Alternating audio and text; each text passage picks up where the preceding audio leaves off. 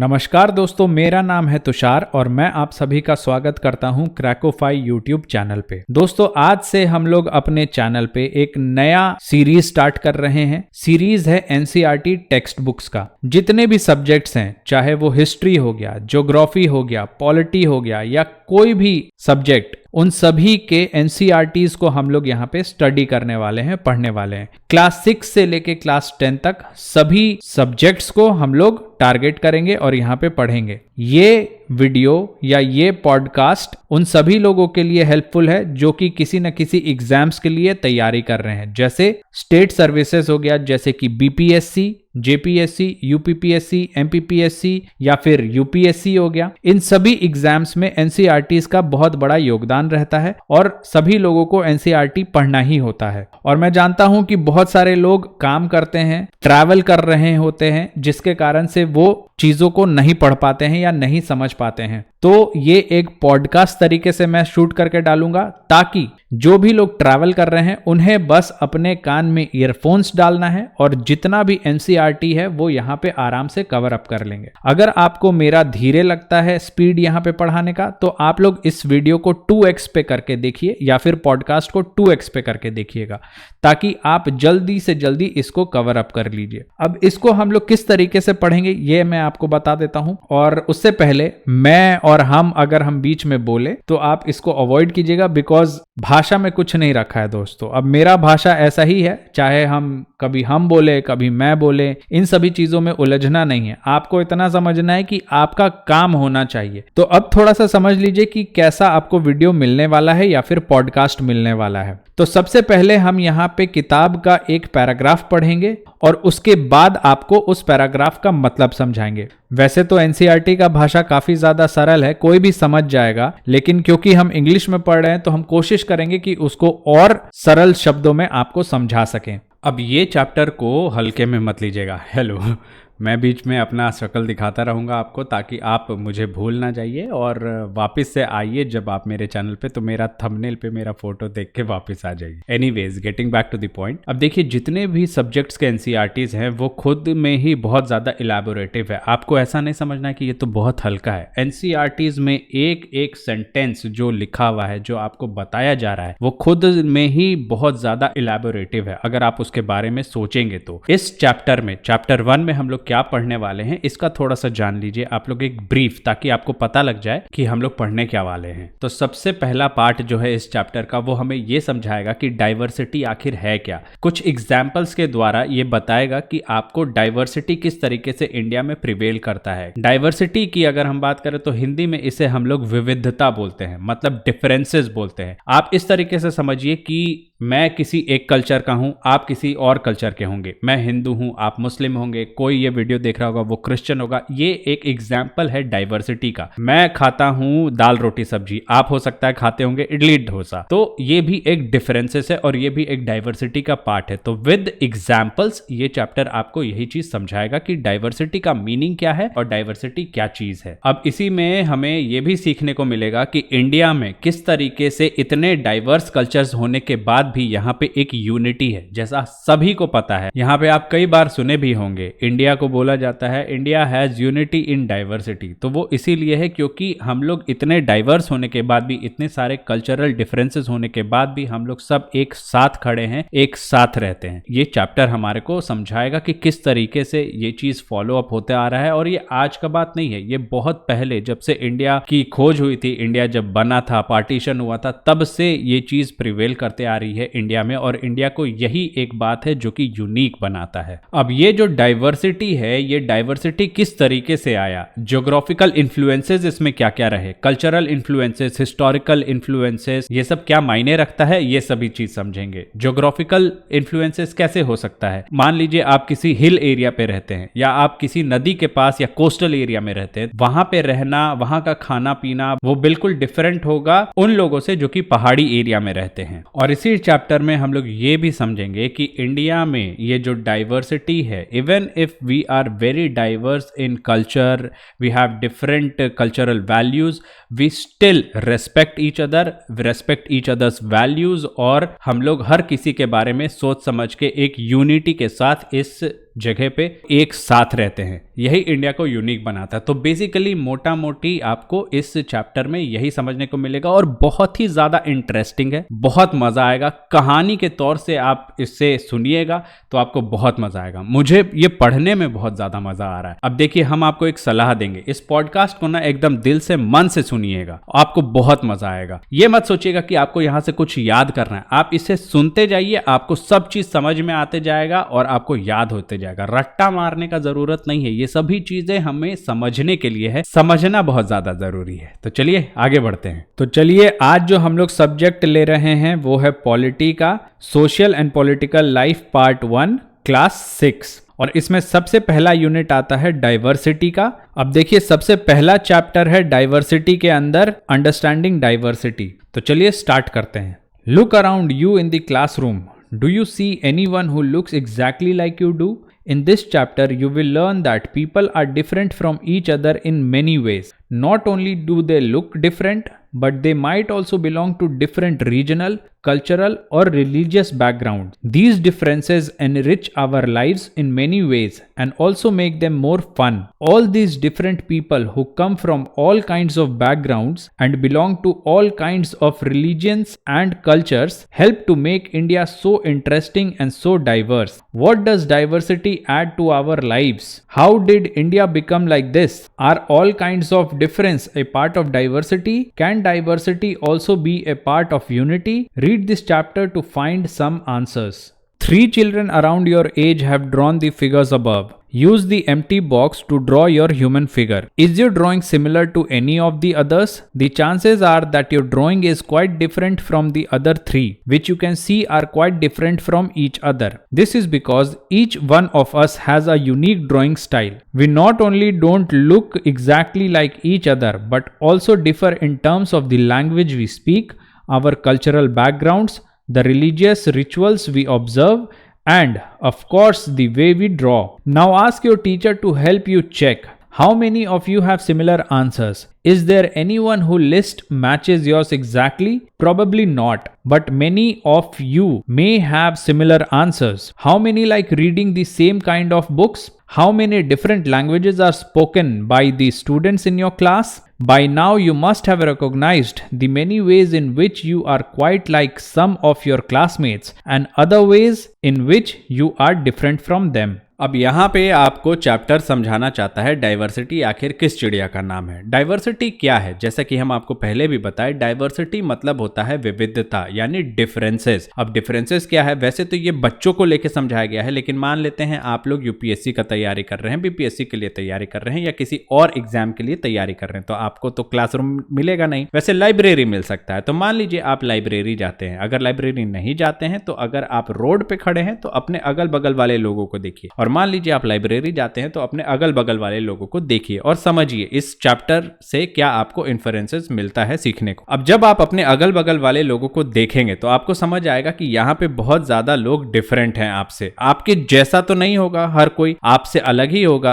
और हर एक इंसान अलग अलग यूनिक कैरेक्टरिस्टिक्स के साथ होगा। सब कोई एक जैसा तो नहीं हो सकता ना। आप मान लीजिए आपको रसगुल्ला पसंद है, तो ये जरूरी नहीं कि सारे लोग जितने भी आपकी लाइब्रेरी में बैठे हैं या आपके अगल बगल है सभी को रसगुल्ला अच्छा लगता होगा, ऐसा बात नहीं है। किसी को पेड़ा अच्छा लगता होगा, किसी को बर्फी अच्छा लगता होगा। तो ये डिफरेंसेस है, ये डाइवर्सिटी है, और यही इंटरेस्टिंग बनाता है हमारे लाइफ को। अब इसमें एक एग्जाम्पल भी दिया गया है। अब यहाँ पे किताब एक बहुत इंटरेस्टिंग एक्सपेरिमेंट भी बताया है करने के लिए। वैसे तो हमारे स्कूल में हमको ये नहीं कराया गया, लेकिन आप अभी भी कर सकते हैं। आप लोग एक ग्रुप में बैठिए और सभी लोगों को पेपर और पेन दे दीजिए और कहिए कि कुछ ड्रॉ कीजिए, और उसके बाद जब सभी लोग ड्रॉ कर लें तो सभी ड्राइंग्स को अपने सामने रखिए। आपको हर एक ड्राइंग बिल्कुल ही यूनिक लगेगा, कोई भी सिमिलर नहीं होगा, और यही चीज होता है डाइवर्सिटी। हर एक का अलग कैरेक्टरिस्टिक होता है, हर एक का सोचने का क्षमता डिफरेंट होता है, हर एक इंसान इंडिविजुअल क्रिएटिव नेचर से आता है। तो ये सभी चीज डाइवर्सिटी का एक पार्ट है और यही हमारे लाइफ को इंटरेस्टिंग बनाता है, और यही ये चैप्टर का पहला पोर्शन जो है ये हमारे को समझाता है। अब आगे बढ़ते हैं, देखते हैं और क्या क्या चीजें हमारे को समझने को मिलती हैं। Do you think it would be easy for you to make friends with someone who was very different from you? Read the following story and think about this. I had meant it as a joke made up for a small ragged boy who sold newspaper at the Janpat crossing at the busy intersection. Every time I cycled past, he would run after me, holding out the English paper and screaming out the evening's headlines in a mixture of Hindi and English words. This time I stopped by the pavement and asked for the Hindi paper. His mouth fell open. You mean you know Hindi? He asked. Of course, I said, as I paid for the paper. Why? What did you think? He paused. But you look so Angrez, he said. You mean you can even read Hindi? Of course I can, I said this time in a little impatiently. I can speak, read and write Hindi. Hindi is one of the subjects I study in school. Subjects? He asked. How could I explain what a subject was to someone who had never been to school? Well, it is something, I began. But the lights changed, and the honking behind me grew 100-fold, and I let myself be pushed along with the rest of the traffic. The next day he was there again, smiling at me and holding out a Hindi paper. Bhaiya, he said, आपका अखबार। अब बताइए ये subject क्या चीज है? The English word sounded strange on his tongue. It sounded like its other meaning in English, to be ruled by someone else. Oh, it's just something to study, I said. And then because the red light had come on, I asked him, have you ever been to school? Never, he answered. And he added proudly, I began working when I was so high. He measured himself against my cycle seat. First my mother used to come with me, but I can do it all alone. Where is your mother now? I asked, but then the lights changed and I was off. I heard him yell from somewhere behind me, she's in Meerut with... The rest was drowned out. My name is Samir, he said the next day. And very shyly he asked, what's yours? It was incredible. My bicycle wobbled. My name is Samir too, I said. What? His eyes lit up. Yes, I grinned at him. It's another name for Hanuman's father, you know. So now you are Samir 1 and I'm Samir 2, he said triumphantly. Something like that, I answered, and then I held out my hand. Haath milao Samir 2. His hand nestled in mine like a little bird. I could still feel its warmth as I cycled away. The next day he did not have his usual smile for me. There is trouble in Meerut, he said. Many people are being killed there in the riots. I looked at the headlines. Communal riots. It blazed. But Samir, I began. I'm a Muslim, Samir, he said in answer, and all my people are in Meerut. His eyes filled with tears, and when I touched his shoulder, he would not look up. He was not at the crossing the day after, neither the day after nor ever again. And no newspaper in English or Hindi can tell me where my Samir 2 has gone. While Samir 1 is more familiar with English, Samir 2 speaks Hindi. Although they both are more at home in different languages, they still communicated with each other. They made the effort to do so because this was what was important to them. Samir 1 and Samir 2 also come from different religious and cultural backgrounds. While Samir 1 is a Hindu, Samir 2 is a Muslim. Different religious and cultural backgrounds such as these are an aspect of diversity. In addition to their diverse religious and cultural backgrounds, there are other ways in which Samir 1 and Samir 2 are different from each other. For example, while Samir 1 goes to school, Samir 2 sells newspaper. Samir 2 did not have the opportunity to attend school. Perhaps you have noticed that there are several people in the area where you live who are poor and who don't have enough to eat or wear, and sometimes not even a place to live. This difference is not the same as the one we have seen earlier. Here we are talking not of difference but of inequality. Inequality comes about when a person does not have the resources and opportunities that are available to other persons. The caste system is another example of inequality. According to this, society was divided into different groups depending upon the work that people did, and they were supposed to remain in those groups. So if your parents were potters, you could only become a potter, nothing else. This system was considered considered irreversible, and because you were not supposed to change your profession, it was not considered necessary for you to know anything more than what you needed in your profession. This created a situation of inequality. You will read more about this and other inequalities in the following chapters. अब diversity को समझाने के लिए यहाँ पे एक कहानी बताया गया है जिसके दो किरदार हैं, समीर 1 और समीर 2। समीर 1 जो है वो पढ़ा लिखा है, अमीर है, स्कूल जाता है और इंग्लिश बोलता है। वहीं पे समीर 2 पढ़ा लिखा नहीं है, हिंदी बोलता है, इंग्लिश उसको नहीं आता है, अखबार बेचता है और वो मुस्लिम है। समीर 1 जबकि हिंदू है। तो यहाँ पे आपको दिख रहा है ये दोनों डिफरेंट है, पूरे अलग अलग है। लेकिन इंडिया का यही खासियत है कि यहाँ पे लोग अलग अलग होने के बावजूद भी एक दूसरे से बहुत अच्छे से रहते हैं, मिलते जुलते हैं और एक दूसरे का रेस्पेक्ट करते हैं, सेम एज समीर 1 और समीर 2। डिस्पाइट वो लोग अलग अलग रिलीजन से बिलोंग करते हैं, फिर भी उन दोनों के बीच में अच्छी दोस्ती हो चुकी थी, अच्छे से वो लोग बात करते थे।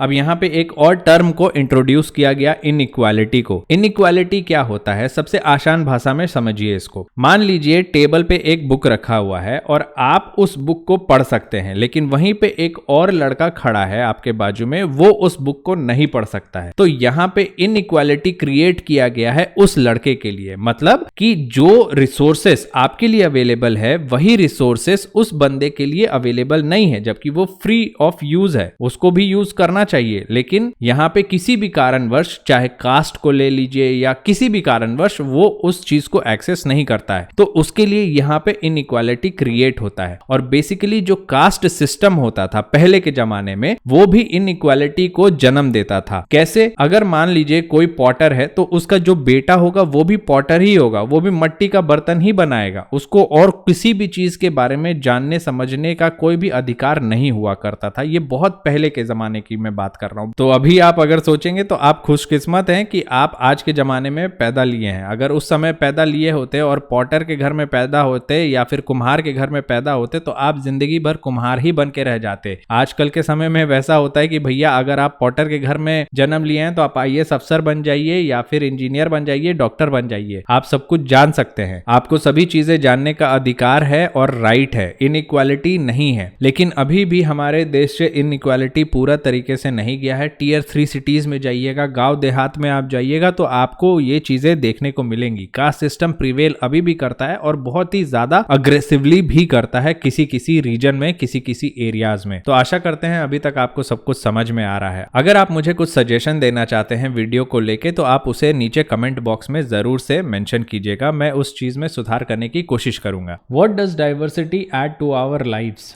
Just like Sameer 1 and Sameer 2 became friends, you might have friends who are very different from you. You have probably eaten different kinds of food in their homes, celebrated different festivals with them, tried out the clothes they wear, and learned some of their languages as well. You probably like reading and hearing stories and adventures about different animals, people, and even ghosts. Perhaps you even enjoy making up stories yourself. Many young people feel happy when they read a good story because it gives them lots of ideas to make up more stories. People who write stories get their ideas from all sorts of different places, from books and real life and from their imaginations. Some may have lived in forest close to animals and chosen to write of their fights and friendships. Others read real accounts of kings and queens and wrote stories about love and honor. Some dipped into their own childhood memories of school and friends and wrote stories of adventure. Imagine if all the storytellers and writers that you have heard and read so far were forced to live in a place where all people wore the same two colors, red and white, ate the same food, maybe potatoes, took care of the same two animals, for example the deer and the cat, and to entertain themselves played snakes and ladders. What kind of stories do you think they would write? अब यहाँ पे बहुत interesting बात बताया गया है diversity को लेके कि डाइवर्सिटी हमारे जीवन में किस तरीके से रंग भरता है। अब आप समझिए इसको एग्जाम्पल से। मान लीजिए आप एक ऐसे जगह पे रह रहे हैं जहां पे सभी लोगों को केवल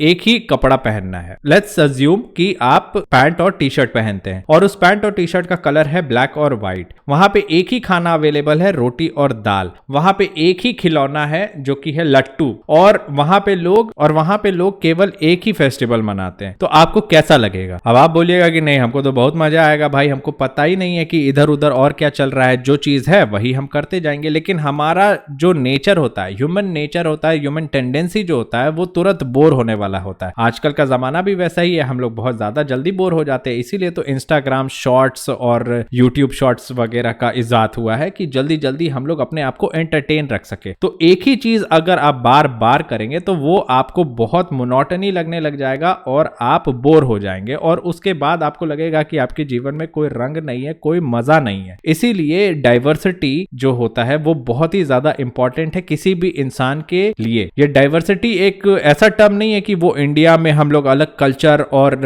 अलग रिलीजन, रीजन और इन सब चीजों को लेके देखे, लेकिन डाइवर्सिटी ओवरऑल ही बहुत ज्यादा नेसेसरी है किसी भी इंसान के लिए, ताकि उसका जो लाइफ है वो इंटरेस्टिंग बना रहे और उसको जीने में मजा आए। Diversity in India. India is a country of many diversities. We speak different languages, have various types of food, celebrate different festivals, practice different religions. But actually, if you think about it, we do many things that are similar except that we do them in different ways. How do we explain diversity? A little more than 200 years ago, or long before the train, aeroplane, bus or car became a part of our lives, people traveled from one part of the world to another in ships, on horses, on camels or on foot. Often they went in search of new lands or new places to settle in, or for people to trade with. And because it took so long to travel, once they got to a place, people stayed there, often for a long time. Many others left their homes because there were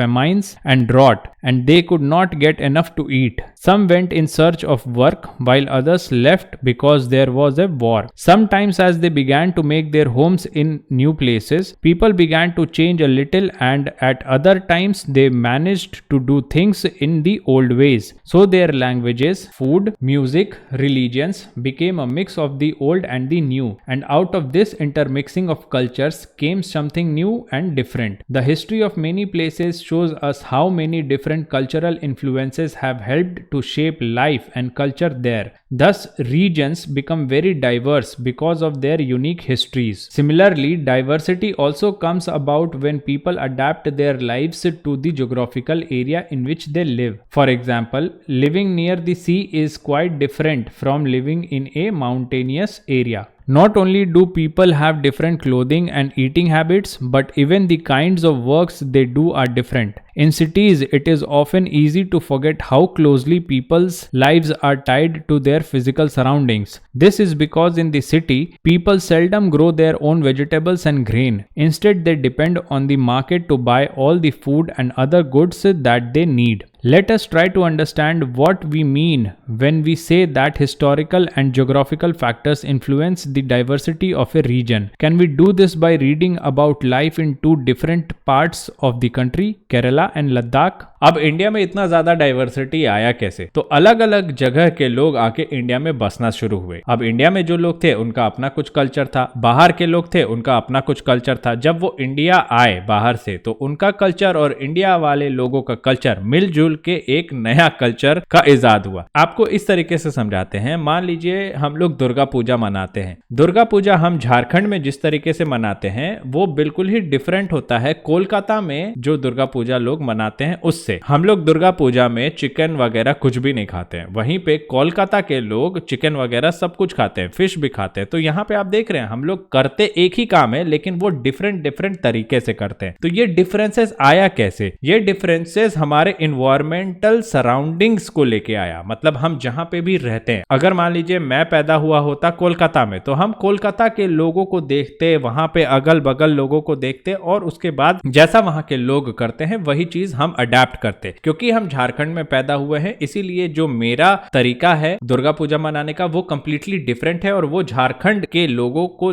देख के inspired हुआ है और वो बनाया गया है। समझ रहे हैं बात को? डिफरेंसेस यहाँ पे आता है और डाइवर्सिटी इसी तरीके से क्रिएट होता है। तो ज्योग्राफिकल एरिया भी एक फैक्टर है जिसके कारण से जो डाइवर्सिटी है वो अफेक्ट होता है और वो डाइवर्सिटी एक आता है। अब यहीं पे दो प्लेसेस का एग्जांपल दिया गया, केरला और लद्दाख। हम आपको अभी ही बता देते लेते हैं, अभी आगे वाले पैराग्राफ में आप ये पढ़ेंगे भी। लद्दाख है आपका माउंटेन रीजन और जो केरला है वो है आपका कोस्टल रीजन। लद्दाख ठंडा रहता है और जो केरला है वो बेसिकली हॉट एंड ह्यूमिड है क्योंकि कोस्टल एरिया है। अब लद्दाख वाले लोग और केरला वाले लोग एक तरीके का तो खाना खाएंगे नहीं। लद्दाख वाले लोग ऑब्वियसली वहां के अकॉर्डिंग खाना खाएंगे जो वहां पे अवेलेबल होगा, क्योंकि वहां पे पानी नहीं बरसता है ज्यादा, वहां पे जो एरिया होता है वो कवर्ड होता है स्नो से, तो वहां के लोग वैसा ही खाना खाएंगे जो वहां पे अवेलेबल है। मीट हो गया, दूध हो गया, पनीर हो गया, इस तरीके की चीजें वो लोग लद्दाख में ज्यादा कंज्यूम करते हैं। अब आप मानिए एक जानवर है जो कि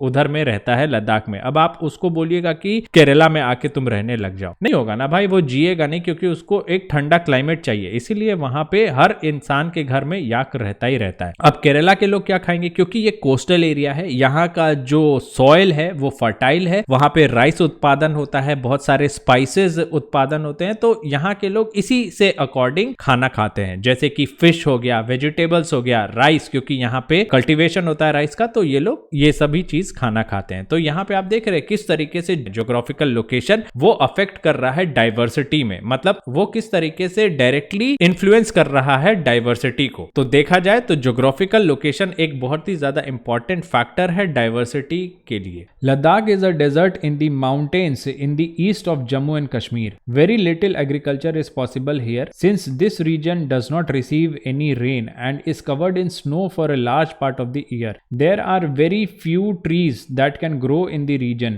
For drinking water, people depend on the melting snow during the summer month. People here keep sheep and goats. The goats in this region are special because they produce pashmina wool. This wool is prized and pashmina shawls cost a lot of money. The people in Ladakh carefully collect the wool of the goats and sell this to traders from Kashmir. Pashmina shawls are chiefly woven in Kashmir. The people eat meat and milk products like cheese and butter. Each family owns some goat, cows and dezos, yak cows. Being a desert did not mean that Ladakh did not attract its shares of traders. It was considered a good trade route as it had many passes through which caravans traveled to what is today called Tibet. These caravans carried textiles and spices, raw silk and carpets.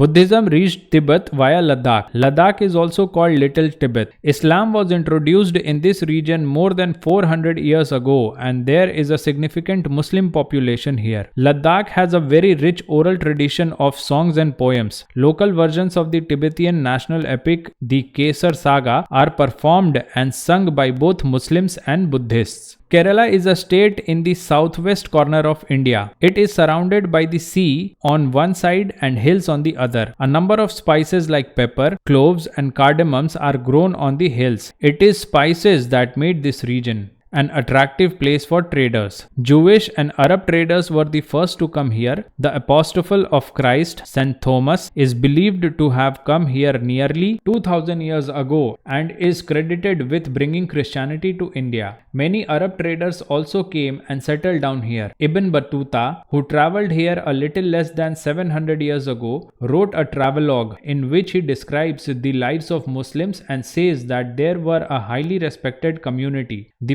Portuguese discovered the sea route to India from Europe when Vasco da Gama landed with his ship here. Because of all these various historical influences, people in Kerala practice different religions such as Judaism, Islam, Christianity, Hinduism and Buddhism. The fishing nets used here look exactly like the Chinese fishing nets and are called China Wala. Even the utensils used for frying is called the China Chatti, and it is believed that the word Chin could have come from China. The fertile land and the climate are suited to growing rice, and a majority of people here eat rice, fish and vegetables. While Kerala and Ladakh are quite different in terms of their geographical features, the history of both regions has been similar cultural influences. Both regions were influenced by Chinese and Arab traders. It was the geography of Kerala which allowed for the cultivation of spices, and the special geographical location of Ladakh and its wool that drew traders invaders to these regions. Thus, history and geography are often tied in the cultural life of a region. The influence of diverse cultures is not merely a thing of the past. Our present lives are all about moving from place to place for work, and with each move, our cultural traditions and way of life slowly become part of the new place we are in. Similarly, in our own neighborhoods, we live close to people from several communities. Our daily lives are about the ways in which we do things together and hear stories about each other's lives, customs and traditions. अब देखिए केरला में बहुत सारे religion को भी follow किया जाता है, जैसे कि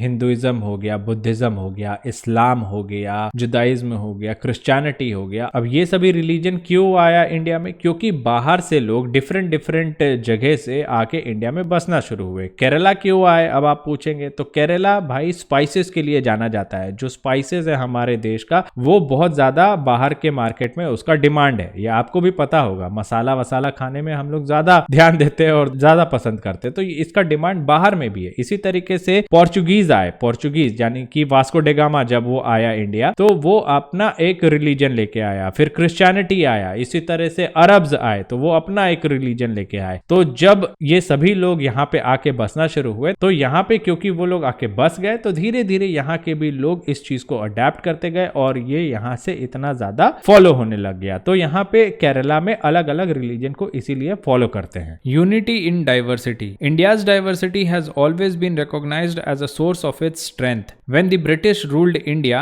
women and men from different cultural, religious, and regional backgrounds came together to oppose them. India's freedom movement had thousands of people of different backgrounds in it. They worked together to decide joint actions. They went to jail together and they found different ways to oppose the British. Interestingly, the British thought they could divide Indians because they were so different and then continued to rule them. But the people showed how they could be different and yet be united in their battle against the British. अब यहाँ पे एक song दिया गया है. Don't forget the days of blood, O friend. In the midst of your happiness, remember to shed a tear for us. The hunter has torn away every single flower. Do plant a flower in the desert garden, dear friend. Having fallen to bullets, we slept in Jallianwala Bagh. Do light a lamp on this lonely grave, O friend. The blood of Hindus and Muslims flows together today. Do soak your robe in this river of blood, dear friend. Some rot in jails while others lie in their graves. Do shed a few tears for them, O friend. Indian People's Theatre Association. This song was sung after the Jallianwala Bagh massacre in Amritsar, in which a British general opened fire on a large group of unarmed, peaceful people, killing many and wounding even more. Men and women, Hindus, Sikhs and Muslims, rich and poor, had gathered to protest against the British. This song was composed and sung to honor the memory of those brave people. Songs and symbols that emerged during the freedom struggle serve as a constant reminder of our country's rich tradition of respect for diversity. Do you know the story of the Indian flag? It was used as a symbol of protest against the British by people everywhere. In his book, The Discovery of India, Jawaharlal Nehru says that Indian unity is not something imposed from the outside, but rather it was something deeper and within its fold. The widest tolerance of belief and customs was practiced and every variety acknowledged and even encouraged. It was Nehru who coined the phrase unity in diversity to describe the country. अब इस last paragraph में बताया गया है कि India में इतना ज्यादा डाइवर्सिटी तो है, लेकिन उसी के साथ साथ यूनिटी भी है। और ये जो यूनिटी है ये इम्पोज नहीं किया गया है किसी के द्वारा, किसी भी आउटसाइड फोर्सेस के द्वारा इम्पोज नहीं किया गया, ये हमारे अंदर ही है। जब इंडिया में फ्रीडम स्ट्रगल चल रहा था तो लोग यहाँ पे क्योंकि डिफरेंट रीजनल और रिलीजियंस बैकग्राउंड से बिलोंग करते थे, तो वो सभी लोग एक साथ जुड़े, एक साथ वो लोग लड़े फ्रीडम के लिए। ऐसा नहीं किया कि भैया तुम इस रिलीजन के हो तो तुम अभी नहीं आओगे, हमारे साथ नहीं करोगे। हमारे अंदर ही था ये, हमारे अंदर ही टॉलरेंस था दूसरे रिलीजियंस को लेके, जो कि बहुत ही रेयर है। बाहर के देशों में ऐसा नहीं होता है, वो लोग एक ही चीज को फॉलो करते हैं और वो लोग बहुत ही ज्यादा कट्टर भी होते हैं, बहुत जगहों पे मैंने देखा है। लेकिन इंडिया में ऐसा नहीं है, यहाँ पे हर एक रिलीजन के लिए टॉलरेंस है और हर एक इंसान के लिए यहाँ पे टॉलरेंस लेवल जो है वो काफी ज्यादा। और यही बात जवाहरलाल नेहरू ने अपने book the discovery of India में भी बताया था। वैसे ये क्वेश्चन में भी आ जाता है। तो दोस्तों आशा करता हूं ये आपको वीडियो समझ में आया होगा और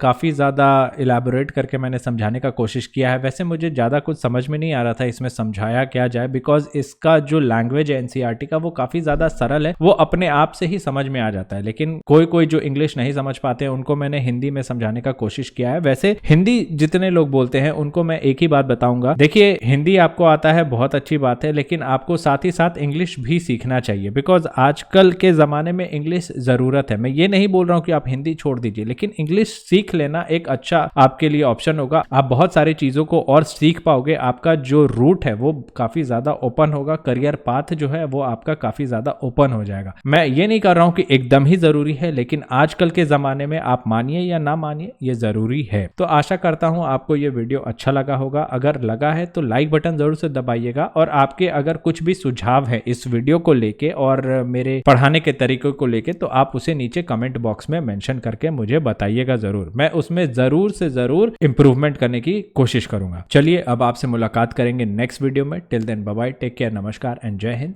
जय भारत।